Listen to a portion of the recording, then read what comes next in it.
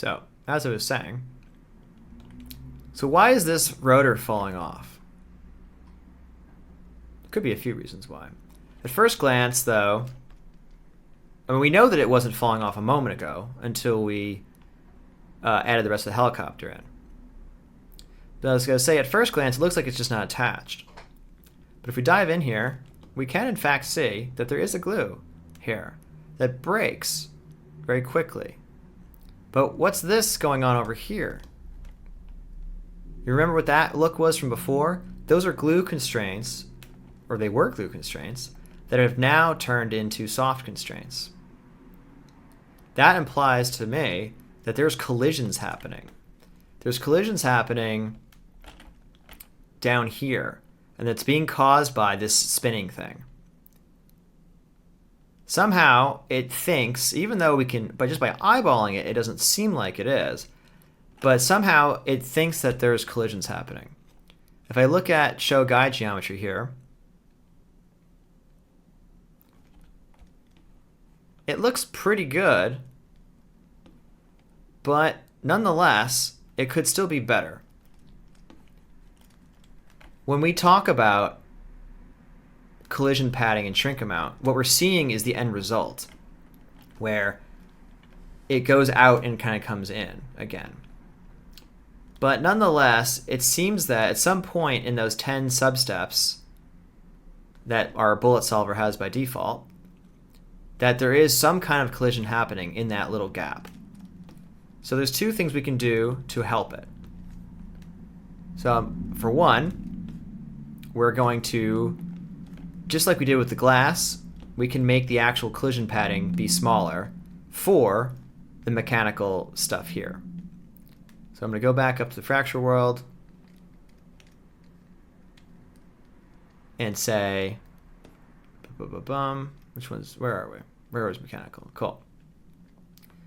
So back up in the rotors mechanical, we'll do our RBD configure and say collision shapes 0.01. And to be absolutely sure, there's another even more brute force method of doing this. And it's something that you might have to do anyway, depending on the resolution of your helicopter. And that is, let's actually make more pieces around this area. Because remember, Bullet is simulating convex hulls around each piece. So a curved piece like this has a convex hull that spans this entire gap. So this is concave. So it will make it be flat here. So let's make more pieces and therefore smaller convex hulls. So to do that, all right, so Houdini had just crashed. But in any case, so we want to add more detail around here. So we need to make more scattered points to feed into that Voronoi fracture. So we're making an attribute paint like so. And if you're not in the manipulator mode, click that. It should look purple by default. And now we should be able to just paint on here to get those points. Cool. Make sure FG float is set to 1. Sometimes I've seen it come in and set to 0. So make sure it's set to 1. Again, make sure you're in the manipulator mode to actually be able to do this. But the point is that we're painting. There's lots of ways you could do this. This just happened to be the way that I'm doing it right now. We're painting an attribute, and we're going to use that attribute to drive a scatter.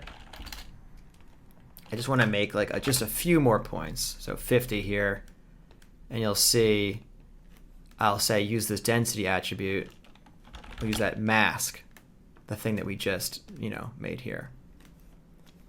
So we got a bunch more points here. So now before it goes into the Voronoi fracture, it's going to have an extra basically clustering of points of cells right around there. So I'll do a version 3 here, and let's save that. Okay, so that's done. And if we look, I'm going to go into primitive selection. Oh, just turn that off. If we look, we can now see a lot more pieces clustered around the side here, at least as compared to version 2, where you can see they're much larger. Maybe we can illustrate this a little better by visualizing the names. So there you go. Version 2, version 3. More pieces. Great. So now, in theory, hopefully, if I go back over here to the sim, that rotor won't just fall off on its own. I mean, in general, it's not just to fix the rotor falling off. We don't want it colliding anyway. The rotor happened to just be a symptom of this. But now we should be able to just run it. And there you go. It's running smoothly. And more importantly, if we look inside here, we should not see any... Nothing is breaking prematurely. We're not getting those like white soft constraints showing up. Sweet.